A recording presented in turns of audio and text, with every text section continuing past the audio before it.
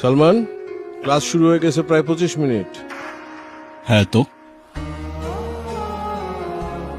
এত লেট করে আসলে যে?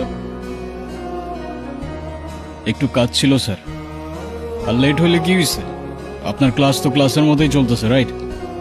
কোনো প্রবলেম? না, ঠিক আছে, বসো।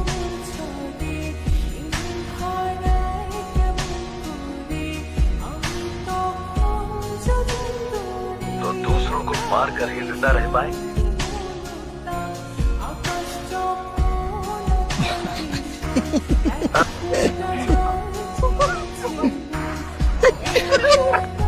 আজকে পুরা সিনেমা দেখে ক্লাসরুম থেকে যাবো। ফোনটা বন্ধ করে। এটা ক্লাসরুম, সিনেমা হল না। কে তুমি?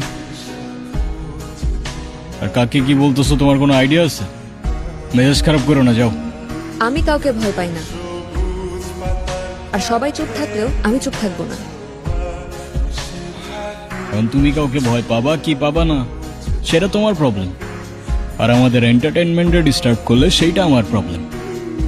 আর আমার প্রবলেম হলে সেইটা এই ক্যাম্পাসের সবার গলার কাটা হয়ে যায়।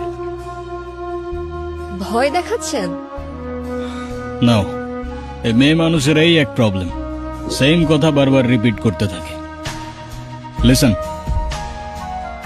আমার যদি এখান থেকে চলে যেতে হয় তাহলে এই কাহিনী অনেক দূর চলে যাবে, আর আমার মনে হয় না তুমি সেটা চাও। সো চুপচাপ গিয়ে লক্ষ্মী মেয়ের মতো বসে ক্লাস করো। সরি, ও বুঝতে পারেনি। এই চল তো। তো বুঝতে না পারলে বুঝাও। বাস, বাদ দে। আরে হয়তো অবুঝ।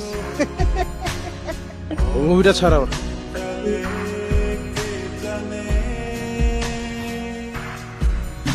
সালমান, হ্যাঁ পাপা। কোথায় থাকো প্রতিদিন এত রাত পর্যন্ত? পাপা, আমি কি এখনো স্কুলে পড়ি যে দেরি করে আসার জন্য তুমি আমার ক্লাস নিচ্ছ? ক্লাস নিচ্ছি না, আমি জিজ্ঞেস করছি। আমি তোমার বাবা, তোমার জন্য তো আমার টেনশন হয়।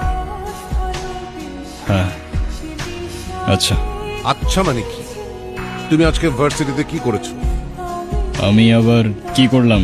আমি আবার কি করলাম মানে? তুমি ভার্সিটিতে একটা ছেলের গায়ে হাত তোলনি? ও আচ্ছা, এই ম্যাটার।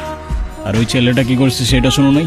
সব শুনেছি, কিন্তু তাই বলে তুমি তার গায়ে হাত দেবে? তো আমি আর কি করব পাপা? হাতে চুরি পরে বসে থাকবো? আমি সে কথা বলিনি, কিন্তু তুমি কেন তার গায়ে হাত তুলে হাত নোংরা করবে? আমি আছি না? এরপরে এমন কিছু হলে তুমি আমাকে আগে বলবে, বুঝেছো? ওকে পাপা। এখন যাও, ফ্রেশ হয়ে খেয়ে নাও গে। ও আর পাপা, আমার কিছু টাকা লাগতো। কত? 50,000। কত? 50,000 হলেই চলবে।